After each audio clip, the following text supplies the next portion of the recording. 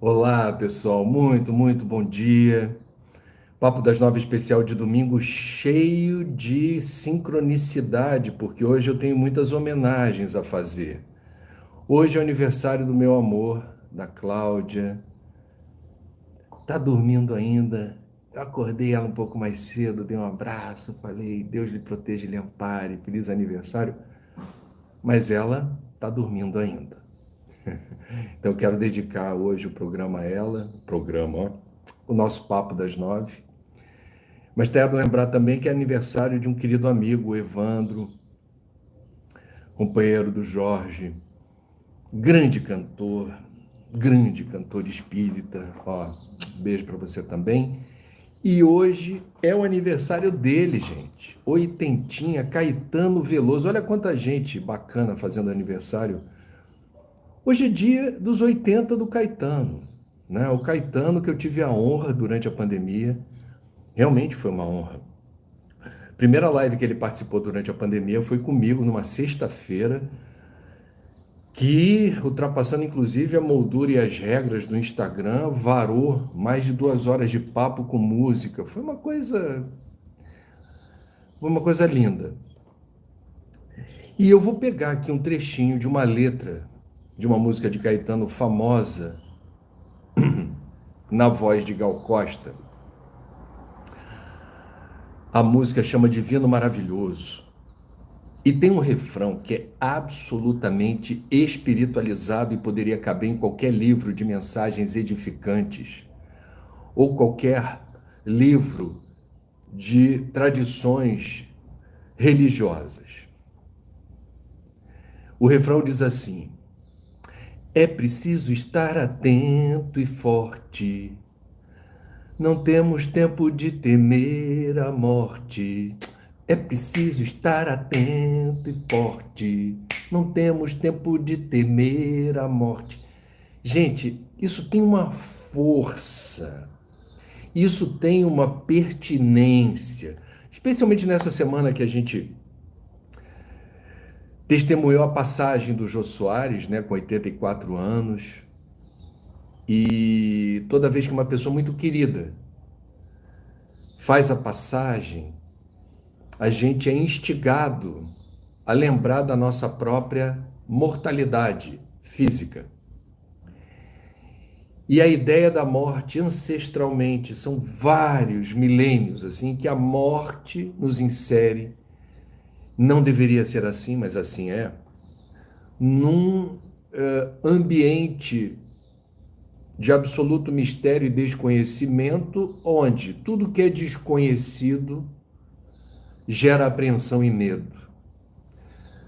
Portanto, hoje a gente vai tentar aqui emprestar sentido a esse refrão maravilhoso. É preciso estar atento e forte. Não temos tempo de temer a morte. Vamos ver o que ele significa. Tem 3 ideias-chave nesse refrão. Vou resumir rapidinho. Opiniões, tá? O que me parece interessante. Quando diz não temos tempo de temer a morte. É interessante porque a vida passa rápido e nós não temos o controle total do tempo. O tempo passa. Não sabemos quanto tempo estaremos aqui, né? É preciso estar atento. Lembra o vigiar e orai do Cristo.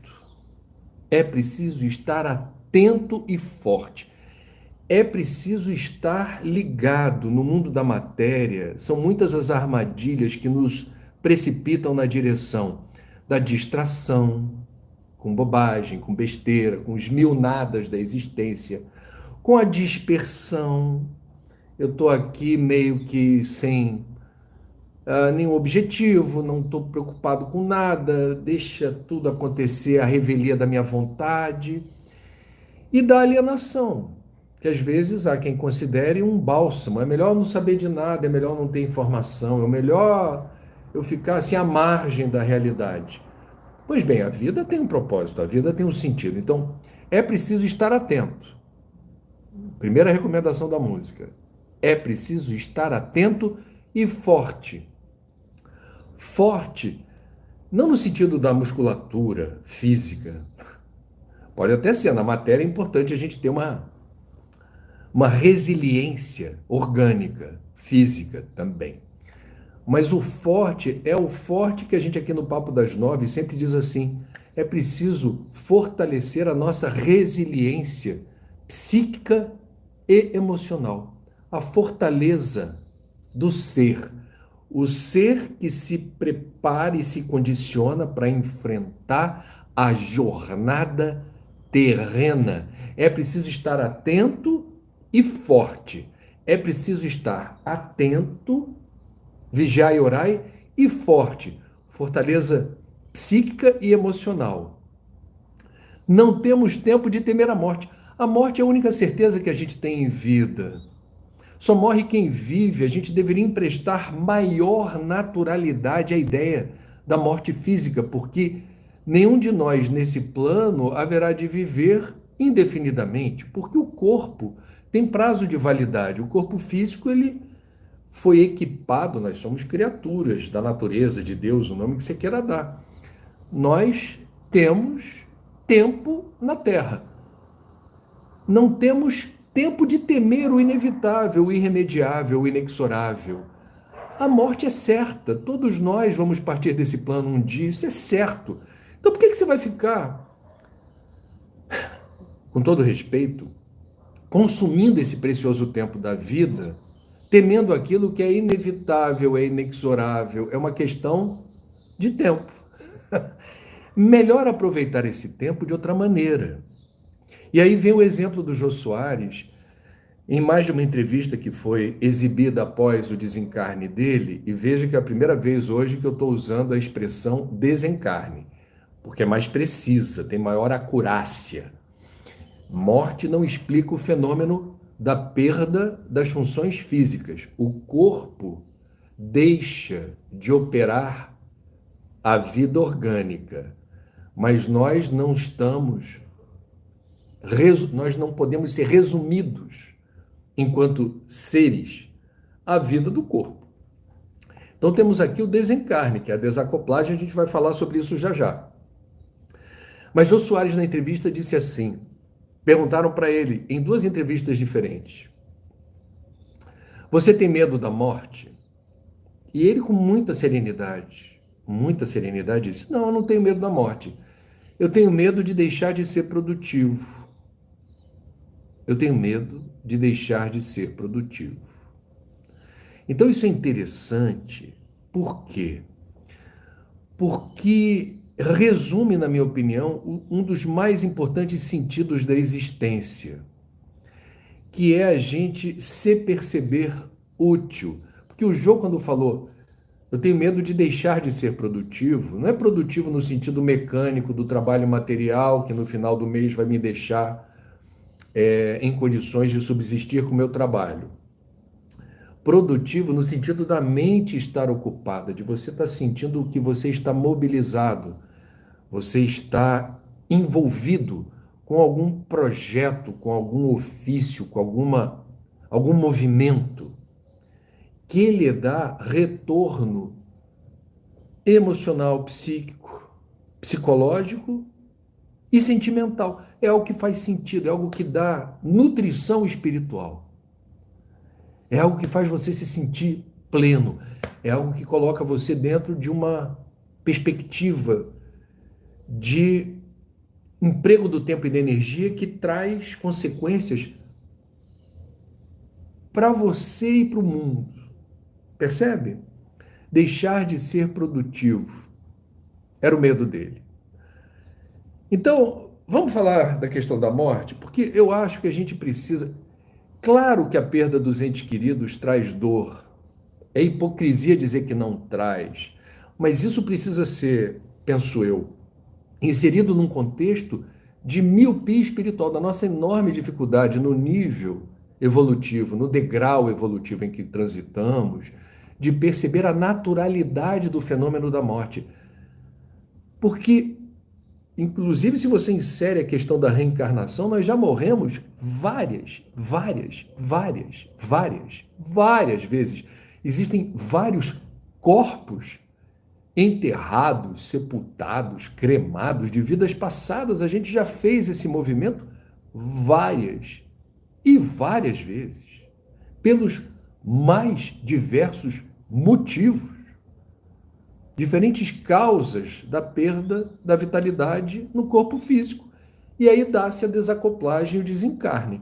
Ah, André, mas eu não me lembro disso. Bom, agradeça a Deus não lembrar, porque a perda da memória de vidas passadas, ela permite que a gente não recomece uma existência com o fardo dos equívocos, dos erros, dos problemas causados por nós em experiências anteriores. Então, a reencarnação traz a perspectiva, para quem acredita, de um recomeço, onde se passou a borracha na memória das vidas passadas, mas nós trazemos reminiscências. Nós somos hoje a soma de tudo de bom e de ruim que aconteceu em todas as vidas pregressas. Nós somos o extrato de todo o balanço espiritual das perdas e ganhos de todas as encarnações passadas. Então vamos lá. Para quem tiver interesse, fica aqui o convite, porque é interessante. O Espiritismo é uma filosofia espiritualista que pressupõe a possibilidade de comunicação com os desencarnados, e Kardec é chamado de codificador porque ele fez uma triagem dessas mensagens, e ele procurou ver como as mesmas perguntas feitas por ele, Kardec, a diferentes médiuns em diferentes lugares, as respostas que eram semelhantes constituíram para Kardec evidências de que ali encontrava-se uma informação que mereceria crédito. Então vamos lá. O Livro dos Espíritos, portanto, sintetiza as informações consideradas por este pedagogo, este professor, Hippolyte Léon Denis Rivail, que usou o pseudônimo de Kardec, discípulo de Pestalozzi na escola de Verdun, na Suíça, portanto, uma pessoa muito qualificada, inserida em várias sociedades científicas de França. Ele tinha, digamos, essa competência para fazer esse trabalho. Ele foi, a bem dizer, talhado para essa função. E aí temos aqui no Livro dos Espíritos, que são perguntas e respostas, o capítulo 3, para quem tiver interesse, porque eu estou promovendo hoje um conhecimento possível, dependendo da sua disposição, de acessar uma informação que possa fazer sentido ou não, aí é com você, mas que fique disponibilizada a informação para você ir fazendo suas conjecturas, para ver se de alguma forma aquilo faz sentido. O capítulo 3 é todo consagrado ao desencarne. Então não é por falta de informação, você pode buscar. Ah, André, mas eu sou católico, a gente não mexe com isso. Bom, não se violente, faça o que você acha que deve. Mas uma pesquisa, se a curiosidade bater forte sobre como os espíritas explicam o fenômeno da morte, como é que é isso? Como é que é desencarnar? O que acontece na hora do desencarne? Ah, mas eu sou evangélico, eu não mexo com isso. Ah, mas no budismo a gente pensa diferente. Ah, mas no hinduísmo, no islamismo, no judaísmo, a gente tem outra visão. Não tem problema, não tem... Aqui não tem lado certo, lado errado. Aqui tem o seu lado. Eu estou fazendo uso desse domingo para trazer informações que para mim fazem sentido porque elas são corroboradas por uma série de experimentações a partir do contato direto com pessoas desencarnadas que comprovam suas identidades. São mensagens autênticas, são mensagens que quem é, inclusive ateu, agnóstico, materialista, por vezes numa sessão mediúnica, vai parar lá invariavelmente movido pela dor da perda de um ente querido e fala: ah, hoje eu vou apelar, eu vou procurar um lugar que eu não acredito em nada do que eles dizem, mas vai que... Sabe aquele vai que? E aí você tem uma comunicação direta de um desencarnado que diz coisas que só você sabia. Aí você fica baratinado e diz assim: como é que esse médium que eu nunca vi na vida, ou esse farsante, iria saber tudo o que apenas eu sei a respeito do desencarnado? É a voz dos mortos, que não morreram, estão mais vivos que nós. Então vamos lá. Capítulo 3.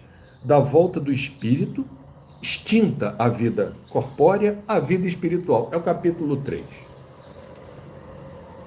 Então vamos lá. Eu vou aqui fazer uma seleção de algumas perguntas e respostas para começar o Papo das 9 de hoje. Tem outros livrinhos aqui interessantes, mas eu vou aqui sintetizar.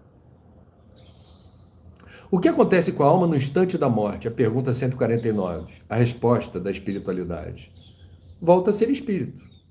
Volta ao mundo dos espíritos, de onde se desligara momentaneamente. A alma após a morte conserva sua individualidade? Que é uma pergunta importante. Algumas tradições dizem, quando você morre, você vai para o céu ou para o inferno. Então, ou você vira anjo ou fica lá sentindo o cheiro de enxofre nos infernos. Então, qual é a perspectiva espírita do momento seguinte ao desencarne? Conservamos a nossa individualidade? Sim, jamais a perdemos. Que seria ela se não a conservasse? Então, uma visão espírita que é muito interessante é que a gente, ao desencarnar, continuamos sendo rigorosamente quem somos, sem corpo. Você, quando tira a roupa para tomar banho, você muda? Ah, eu quando tomo banho sou outra pessoa. Não, quando você entra no banheiro para tomar banho, você se despiu da roupa para molhar o corpo, se ensaboar, passar um shampoozinho, se for o caso. O desencarne é se despir do invólucro carnal. O corpo, tal como a roupa, tem utilidade serventia, mas não para sempre. Tem uma hora que aquilo já não tem função. Muito bem, a gente conserva a nossa individualidade. Como comprova a alma sua individualidade, uma vez que não tem mais o corpo material? A pergunta de Kardec aqui alude à resolução. Como eu me apresento na condição de desencarnado? Bom, a resposta. Continua a ter um fluido que lhe é próprio, retirado da atmosfera do seu planeta e que guarda a aparência de sua última encarnação, é o seu perispírito. Isso é muito interessante, até do ponto de vista ambiental. Jesus disse, no mundo de meu Pai há muitas moradas. Cada morada tem uma configuração física. Os encarnados e desencarnados de cada morada são constituídos fisicamente dos elementos desses planetas. Então, tanto na condição de encarnado quanto na condição de desencarnado, nós somos constituídos de matéria mais densa ou mais fluídica, que é parte do planeta que nos acolhe. Do ponto de vista ambiental, eu sou um ambientalista, acho isso lindo. Acho isso lindo. Nós somos feitos das mesmas matérias-primas, digamos assim, dos planetas que habitamos, né? Do pó vieste para o pó voltareis, né? Você faz um exame de sangue, você vai encontrar um catatal de minérios, é uma tabela periódica inteira. Ferro, potássio, manganês, cálcio, está tudo lá. Portanto, o que jaz nas profundezas do solo, nós trazemos no corpo físico. Numa outra resolução mais quintessenciada, quando a gente desencarna, a matéria-prima desse envoltório, chamado perispírito, também é, em certa medida, retirada do planeta que nos abriga, né? Essa pergunta é muito interessante do ponto de vista de quem tem muito apego, muita atração pela matéria, que diz assim, pergunta 150b, a alma nada leva consigo deste mundo? A resposta, nada, a não ser a lembrança e o desejo de ir para um mundo melhor, lembrança cheia de doçura ou de amargor, conforme o uso que ela fez da vida. Quanto mais pura for a alma, melhor compreenderá a futilidade do que deixa na terra. Isso é muito importante porque vai explicar os problemas que alguns de nós, ao desencarnarmos, experimentamos quando temos um enorme apego, quando temos um desmesurado apego às questões da matéria, quando a gente não considera a possibilidade do próprio desencarne, né? A gente hoje está lembrando, com muito amor, com muito respeito, que todos nós temos prazo de validade. E que importa durante a vida é preciso estar atento e forte. Não temos tempo de temer a morte. Não é bom negócio ficar retroalimentando o medo da morte. Esse medo pode ter origem no desconhecido, isso é muito humano.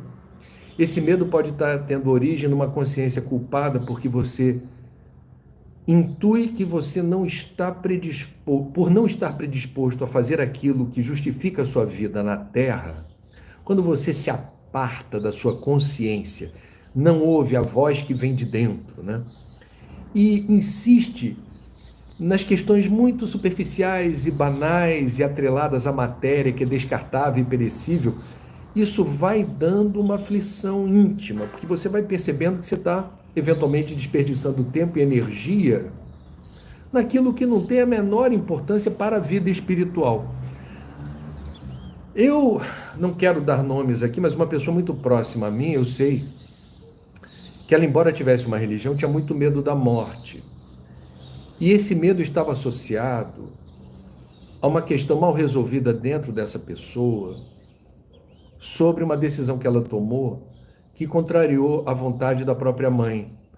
A mãe desencarnou e ele ficou com aquilo como se fosse uma sensação de eu não fiz o que minha mãe queria que eu fizesse e isso me remói as entranhas.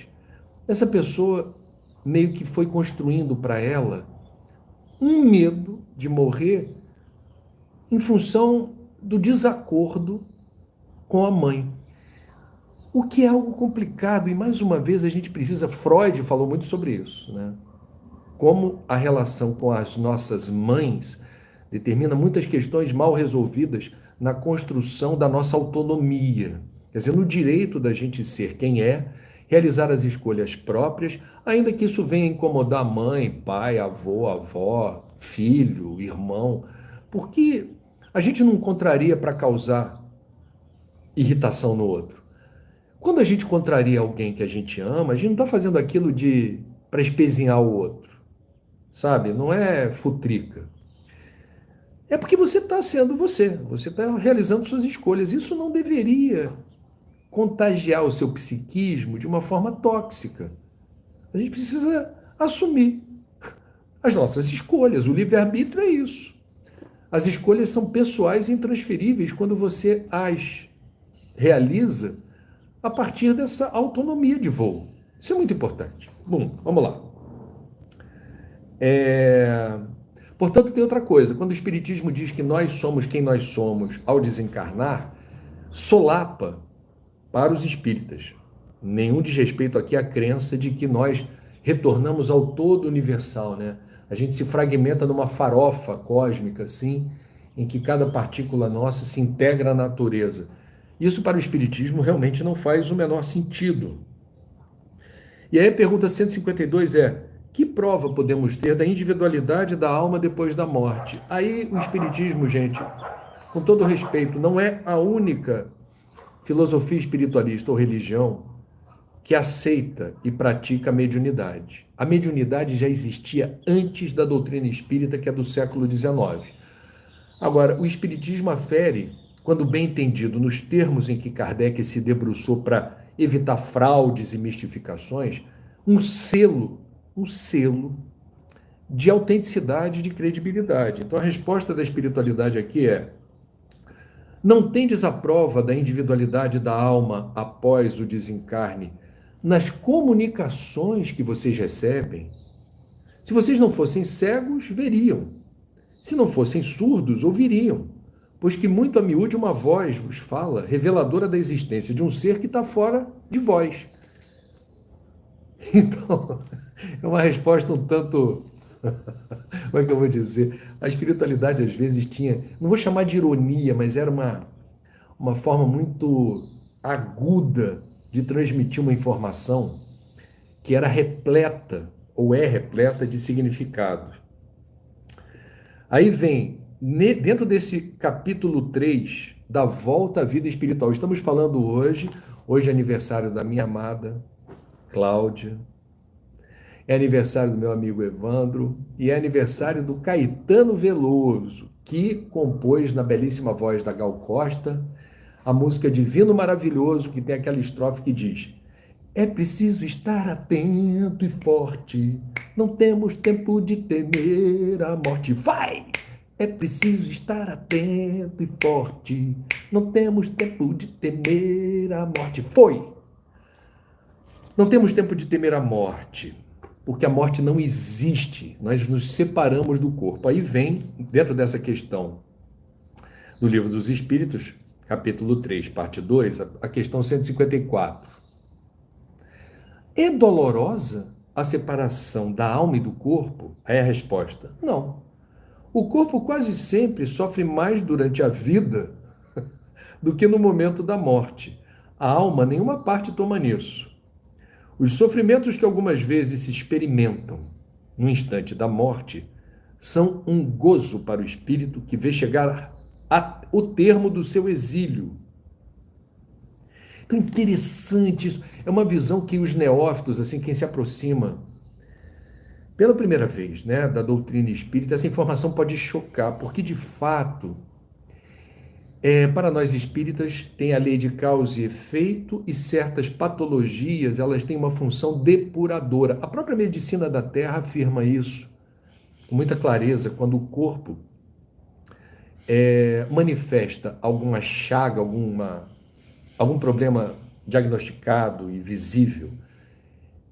Não é que o corpo está com problema, o corpo está funcionando muito bem, ele está expurgando, ele está reagindo. Por exemplo, e por favor, estamos falando aqui respeitando todas as crenças, tá? Todas as crenças. As diversas manifestações de câncer, à luz do Espiritismo, são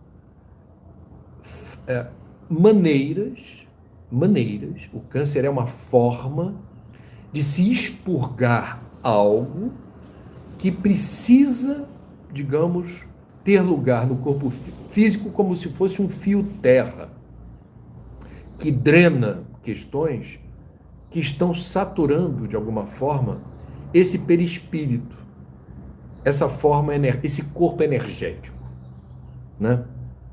Então a gente vai ver, cada câncer tem uma história, cada pessoa tem a sua individualidade, a gente não vai dizer que todos os cânceres têm a mesma causa comum desta ou daquela forma. Por exemplo, contato próximo com certas substâncias tóxicas, como agrotóxico, vão causar câncer. Aí a gente está falando de uma relação direta com uma substância que tem a sua, eu diria, capacidade de depredar a nossa resiliência física, ok? Cada caso é um caso, por favor. Já disse aqui, citando Nelson Rodrigues, toda generalização é burra. Toda generalização é burra. Então vamos ter esse cuidado. Certos casos de câncer precisam ser entendidos à luz do Espiritismo como uma depuração, uma drenagem de substâncias que, por alguma razão, estão ali saturadas nessa resolução mais energética da gente. O corpo físico funciona como um dreno, um fio terra, ok? É bonita também a descrição que a doutrina dos espíritos faz. Ih, eu estou sem relógio aqui. Ah, tem relógio aqui. Eu tenho mais coisa para falar aqui. Vamos lá. Existem outras perguntas e respostas que falam como se opera a separação da alma e do corpo. Então existe todo um mecanismo de desacoplagem célula a célula do perispírito e do corpo físico. A alma se desprende gradualmente, não se escapa como um pássaro cativo a que se restitua subitamente a liberdade. Então, esses laços se desatam, não se quebram. Então, existe um processo, uma operação de desacoplagem ou desligamento. Eu me lembro da minha vozinha, mãe da minha mãe, que desencarnou na casa onde eu morava com meus pais. Na véspera do desencarne dela, ela estava com as extremidades geladas e as pernas roxas. Ela estava com um problema circulatório. A gente ligou para o médico falou: bom, vamos dar uma medicação. Isso foi na década de 70, tá, gente? Vamos dar uma medicação aqui. Vocês podem, se quiserem, fazer massagens. A gente fez. Foi bonita a cena, assim. cada um de nós massageando uma extremidade, assim, um pé, outro pé, uma mão, outra mão, a gente fazendo uma massagem carinhosa, e a vovó se sentindo muito querida, muito acolhida. Naquela noite ela desencarnou. Ela desencarnou. E provavelmente existem muitos relatos espíritas que mostram que esse trabalho de desacoplagem, quando vai chegando o final do estoque de fluido vital, que é essa energia que nos mantém vivos na Terra, quando vai chegando ao fim, de fato, aquilo vai se diluindo até que se dê o último batimento cardíaco, né? O coração cessa a atividade. Muito interessante. Aí vem outra parte muito. É a parte final aqui, porque eu não vou ler todas as perguntas e respostas. Estou querendo abrir o apetite. Pergunta 163. A alma tem consciência de si mesma imediatamente depois de deixar o corpo? Aí a resposta é cuidadosa, diz assim: imediatamente não é bem o termo. A alma passa algum tempo em estado de perturbação. Pergunta 64. A perturbação que se segue à separação da alma e do corpo é do mesmo grau e da mesma duração para todos os espíritos? A resposta é taxativa: não. Não. Depende da elevação de cada um. Aquele que já está purificado se reconhece quase imediatamente, pois que se libertou da matéria antes que cessasse a vida no corpo. É isso que ele está chamando de purificação. É quando a matéria realmente já não lhe causa nenhum devotamento, né? Nenhum tipo de relação apegada. Enquanto que o homem carnal, aquele cuja consciência ainda não está pura, guarda por muito mais tempo a impressão da matéria. Aí vem a última pergunta, tá? Que eu vou fazer aqui para a gente seguir viagem. Questão 65. O conhecimento do Espiritismo exerce alguma influência sobre a duração mais ou menos longa desta perturbação? A resposta é influência muito grande. Por isso que o espírito já antecipadamente compreendia a sua situação. Mas a prática do bem e a consciência pura são o que maior influência exercem. Então, deixando muito claro aqui, não importa se você é espírita ou não é espírita, se você acredita em Deus ou não acredita em Deus. A qualidade do desencarne se deve, principalmente, à prática do bem e à consciência pura. São as maiores influências que uma pessoa pode determinar para um desencarne tranquilo. Essa questão da perturbação é interessante. Para quem ficou preocupado, fica não. Você vai entender agora como eu entendi essa história. Sabe quando você está dormindo no auge do sono profundo, aquele sono restaurador e gostoso, e alguém lhe sacode abruptamente e você desperta assustado? Isso faz até mal para o corpo, né? Vocês sabem, faz mal para a gente. Esse seria o desencarne violento, esse seria o desencarne abrupto, porque não era o momento do desligamento. Os espíritos dizem que só o suicídio encerra uma situação de não previsibilidade. Quer dizer, a pessoa, quando se autodetermina o desencarne através do autoextermínio, ela tem esse direito ao livre-arbítrio e, pela lei de causa e efeito, vai se deparar com as consequências desse gesto. E isso não é confortável, definitivamente. Eu já disse aqui, em nenhuma hipótese o suicídio significa alívio ou solução para os problemas. Embora cada caso de suicídio seja singular. Por favor, não cometam a imprudência de achar que todo desencarnado pelo suicídio vai experimentar exatamente o que André Luiz experimentou em nosso lar, porque este é um equívoco tremendo.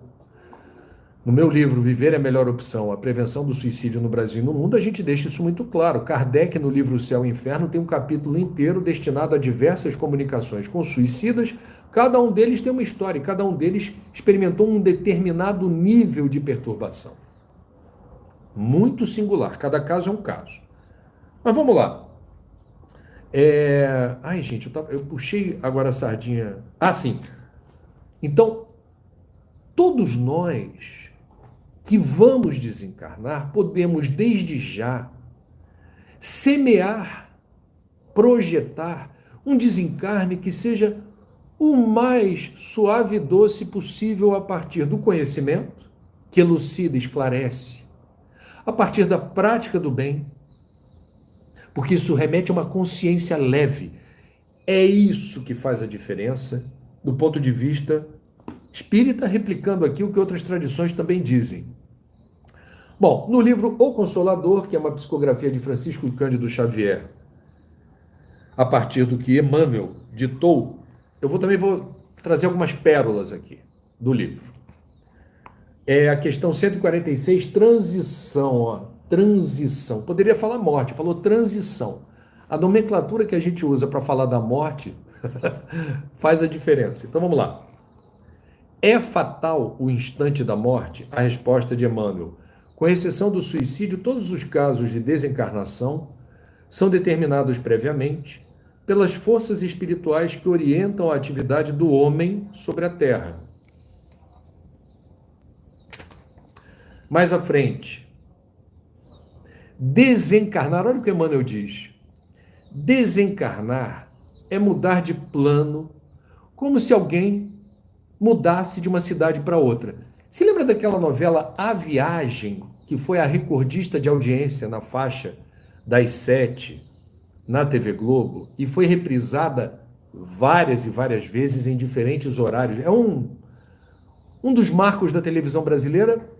A novela é de Ivani Ribeiro, que bebeu do espiritismo para construir o enredo na teledramaturgia. Nós tínhamos a Diná, que era Cristiane Torlone, o Antônio Fagundes, né, que era o reencontro de um amor que vinha de outras vidas. Tínhamos o Alexandre, né, que era o obsessor. Tem licenças poéticas ali, né? O Alexandre era um demônio com poderes que normalmente um desencarnado não tem, por aí vai. Mas enfim. Quando o Emmanuel fala aqui, o Emmanuel, que desencarnar é como mudar de cidade, eu me lembrei da viagem, porque a viagem é a viagem desse plano para o outro. É uma viagem. E toda viagem, olha que interessante isso, pressupõe um planejamento. O que eu vou levar na viagem? Com que roupa eu vou? O que eu não posso esquecer na bagagem? É muito natural. Então, quando a gente fala de morte, não é você em vida ficar muito preocupado com o momento da morte, mas é você ter consciência de que essa hora vai chegar e que você saiba como isso acontece, minimamente, que você entenda esse fenômeno. Porque isso faz diferença, é óbvio que faz. É óbvio que faz. Então Emmanuel diz: desencarnar é mudar de plano como alguém que se transferisse de uma cidade para outra. Ele diz: a comparação é pobre, mas serve para esclarecer que a morte não é um salto dentro da natureza. A alma prosseguirá na sua carreira evolutiva sem milagres prodigiosos. A alma desencarnada procura naturalmente as atividades que lhe eram prediletas nos círculos da vida material, obedecendo aos laços afins, tal qual se verifica nas sociedades do vosso mundo. Então, Jô Soares, que não era espírita, respondeu em mais de uma entrevista exibida depois do desencarne dele aos 84 anos, essa semana, dias atrás. Perguntaram para ele: você tem medo da morte? Ele disse: não, não tenho medo. Eu tenho medo de deixar de ser produtivo. O que o Espiritismo afirma é que nós não deixamos de ser quem somos quando desencarnamos e, portanto, continuamos com nossas afinidades, continuamos com nossas predileções. E isso significa que a gente vai ter a necessidade de se manter ocupado, ocupar a mente.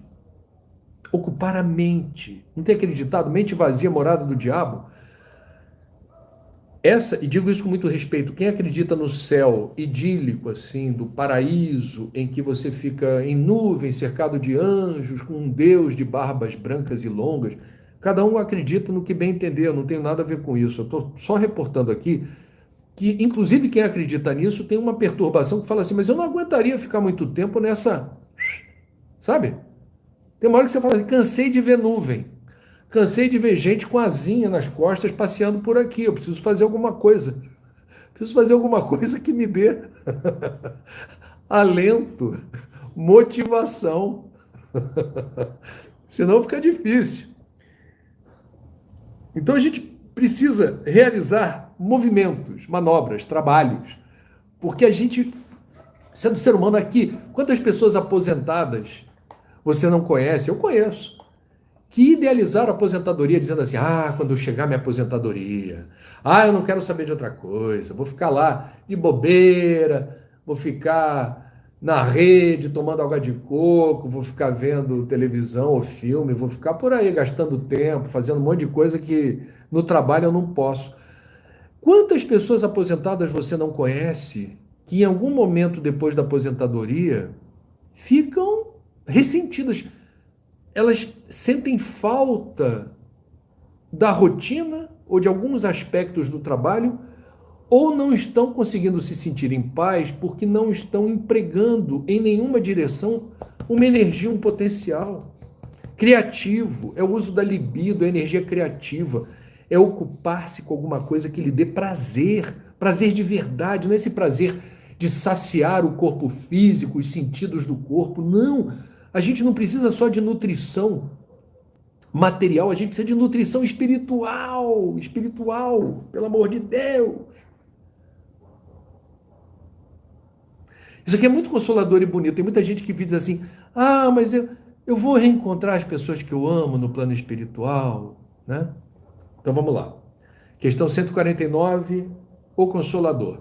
Logo após a morte, o homem que se desprende do invólucro material pode sentir a companhia dos entes amados que o precederam no além-túmulo. Essa expressão é muito... Eu não gosto dessa expressão além-túmulo, ela é muito comum no movimento espírita, na literatura espírita, mas estou repetindo aqui.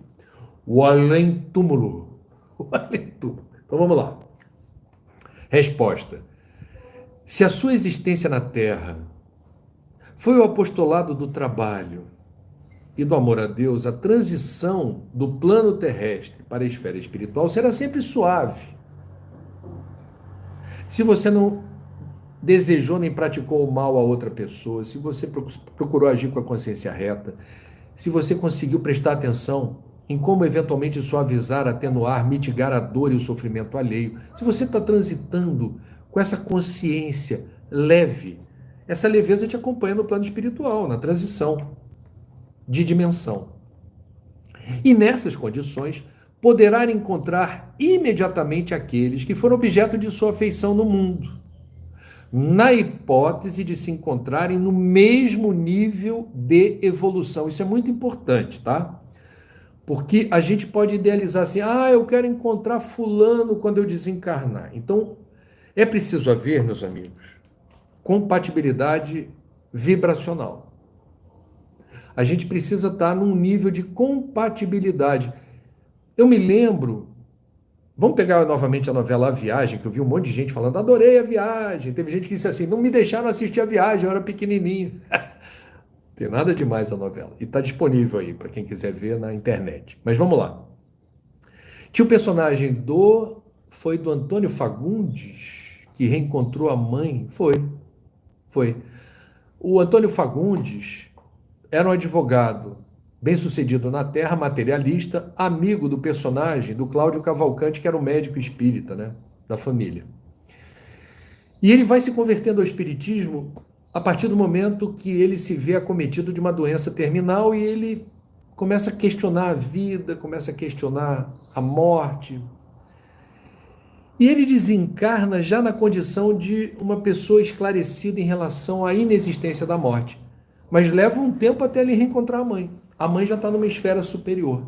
Há um momento em que a mãe, Selma Egrey, era a personagem, se não me engano. É isso mesmo? Ih, agora não estou lembrado. Que vai encontrar. No livro e no filme Nosso Lar, foi que a Selma Egrey foi a mãe do André Luiz. Confundi aqui os papéis. Agora não me lembro se o personagem do Antônio Fagundes reencontrou a mãe, mas o André Luiz reencontrou. Mas levou um tempo para reencontrar a mãe, porque o André Luiz ainda não estava em condições de realizar esse encontro. Percebe? É disso que estamos falando. Bom, tem um outro livro. Ah, esse eu acho que eu não vou ter tempo. Será que eu vou ter tempo? que tem tantas questões interessantes nesse livro. Quem tem medo da morte, do Richard Simonetti. Perguntas e respostas, vários capítulos. Aqui, por exemplo, ele faz uma observação interessante sobre velório. Ele fala que no velório, muita gente faz a conta de chegada dizendo assim: ih, fulano, onde estiver, deve estar feliz da vida porque o velório está cheio. Só que nesse momento pós-desencarne, dependendo das circunstâncias do desencarnado, um velório muito cheio pode trazer algum tipo de perturbação, dependendo das conversas, do burburinho, do clima do velório. Aquilo não necessariamente favorece o desencarnado, porque quando a gente fala de espiritismo, tudo é vibração, gente. Tudo é vibração. A Cristi Pascoal está dizendo que foi a Diná que reencontrou a mãe no mundo espiritual. Obrigado. Estamos falando ainda da novela Viagem. Aqui tem boa parte da novela, está aqui no Papo das 9 de domingo. Então vamos lá. O velório não se mede o conforto do desencarnado pela quantidade de gente que estava no velório, mas pela vibração. Isso é muito importante. Uma outra questão, ele fala com muito cuidado e muito respeito sobre a extrema unção, um sacramento católico que é dado ao desencarnado. E ele diz, a extrema unção, quando se resume à aplicação de como se fosse assim, vamos recitar palavras. E você aplica a extrema unção repetindo palavras. Isso, rigorosamente, à luz do Espiritismo, não tem efeito algum. Não tem efetividade. Assim como não tem efetividade, por exemplo, uma prece sem coração feita num desencarne de um espírita, e alguém ali vai fazer uma prece muito preocupado com as palavras, muito preocupado e tenso com a maneira como se dará a estética daquela evocação, aquilo pode ser absolutamente estéril, pode não ter rigorosamente nenhuma consequência, porque, já falamos aqui, a prece só tem efetividade quando feita com o coração, quando você empresta sentimento, emoção, quando aquilo vem do teu âmago, quando aquilo está repleto de verdade, aí sim. Então o sacerdote pode aplicar uma extrema-unção se ele está inteiro ali, se ele está compreendendo a sua função de sacerdote e estabelece uma sintonia adequada para, enquanto padre, realizar essa função espiritual, vai dar certo. Mas as palavras em si não fazem a menor diferença. Tem outro trecho interessante, a melhora da saúde antes do desencarne. Página 39. Eu achei interessante repetir aqui para vocês. Gente, eu estou só fazendo garimpo do que me parece mais importante, tem muitos capítulos. O dano causado pelos familiares quando não aceitam o desencarne inevitável de alguém que está condenado pela medicina, uma doença terminal, a luz está se apagando. A pior coisa que pode acontecer para alguém nessa situação é ter uma família, um grupo de amigos que não aceita e fica conclamando aquela pessoa a lutar, lute pela vida, não desista, não desista. Pelo amor de Deus, e se chegou o momento da pessoa desencarnar, como é que ela vive isso? É terrível. Então, o que é colocado aqui com base no Espiritismo? Quando os familiares não aceitam a ideia da separação, formando a indesejável teia vibratória, os técnicos da espiritualidade promovem com recursos magnéticos uma recuperação artificial do paciente, que já mais para lá do que para cá, surpreendentemente, começa a melhorar, recobrando a lucidez e ensaiando algumas palavras. Geralmente isso acontece na madrugada. E aí, os familiares que não aceitam a separação, não aceitam a morte, dão uma relaxada, falam assim, melhorou, olha que legal. Ai, que bom. Ai, agora sim. E aí, relaxa. É tudo o que o moribundo precisa. Aproveitando a trégua na vigília de retenção, os benfeitores espirituais aceleram o processo desencarnatório e iniciam o desligamento. A morte vem colher mais um passageiro para o além. Raros os que consideram a necessidade de ajudar o desencarnante na traumatizante transição. Por isso, é frequente a aplicação desse recurso da espiritualidade, afastando aqueles que, além de não ajudar, atrapalham. Existe até um ditado popular a respeito do assunto. Foi a melhora da morte, melhorou para morrer. Isso é muito interessante. Página 44 tem outra visão interessante aqui, que resume aspectos da doutrina espírita, que é o seguinte: morte física e desencarne não ocorrem simultaneamente. O indivíduo morre quando o coração para de funcionar. O espírito desencarna quando se completa o desligamento, o que demanda algumas horas ou eventualmente alguns dias, cada caso é um caso. Então, por exemplo, vamos pegar aqui a desencarnação e a providência da cremação. Está na página 114. Quem tem medo da morte? Vocês sabem que no Espiritismo, eu já falei isso aqui, inclusive tem um livro do Chico Xavier, né? E o próprio Chico, de viva voz, já disse isso. Então a gente vai resumir aqui os protocolos para a cremação, tá? Vamos lá. Na cremação, isso aqui está no livro Consolador, que foi transposto para cá.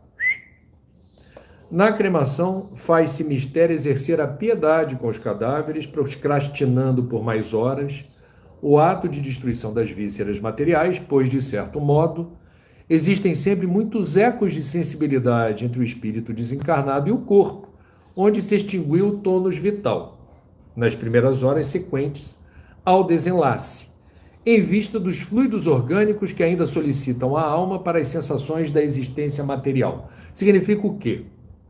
Em alguns casos, isso não vale para todo mundo, você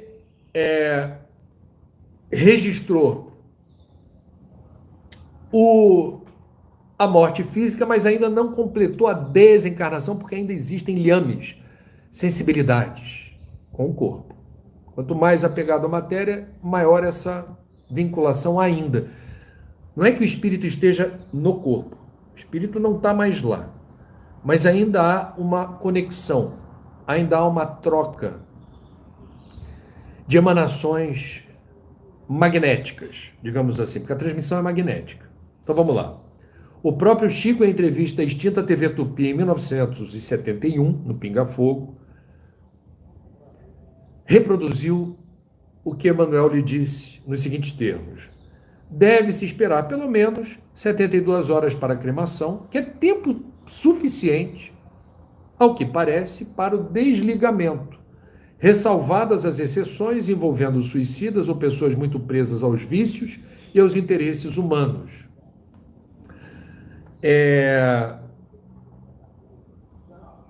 E aí, o Simonetti faz outras digressões aqui, falando que existe a possibilidade em muitos crematórios de você, a família, determinar o tempo que o corpo físico, já sem vida, haverá de ficar em câmaras frigoríficas, né? É uma questão burocrática, cada um haverá de deliberar sobre como pretende realizar o desejo de quem em vida determinou a cremação, mas é um protocolo de segurança, digamos assim, né? E ninguém tem que ficar preocupado, eu cremei antes, não tem problema. De uma forma ou de outra, não é o espírito que está sendo... A sensação, ela pode ser muito desagradável, mas você não vai ter a condição de promover a combustão do espírito. O espírito não vai se queimar. Nós temos uma sensação.